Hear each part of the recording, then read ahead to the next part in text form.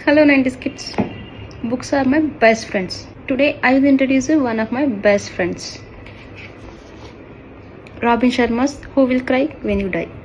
ఇది one of my favourite books. దీన్ని almost నేను చదివాను అండ్ చాలా రిపీటెడ్గా కూడా చదివాను.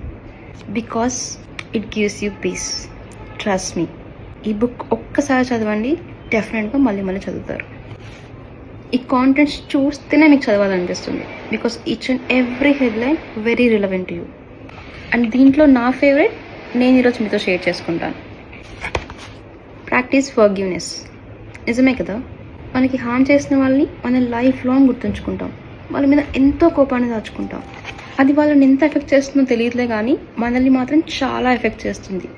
మనల్ని హర్ట్ చేసిన వాళ్ళ మీద కోపాన్ని దాచుకోవడం అనేది మన తల మీద ఒక పెద్ద బ్యాగేజ్ని మోస్తున్నట్టే. అది తెలియకుండానే మన ఎనర్జీని అంతా తినేస్తుంది, సీరియస్లీ. బట్ వాళ్ళని మనం క్షమించగలిగితే ఆ బరువంతా మనం దింపేసుకున్నట్టే.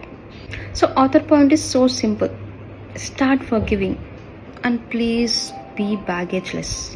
సో మీరు కూడా మీ లైఫ్లో ఎంతోమంది వల్ల బాధపడే ఉంటారు. కొన్నిసార్లు వాళ్ళని ఫర్గివ్ చేయాలా వద్దా అని ఆలోచించే ఉంటారు.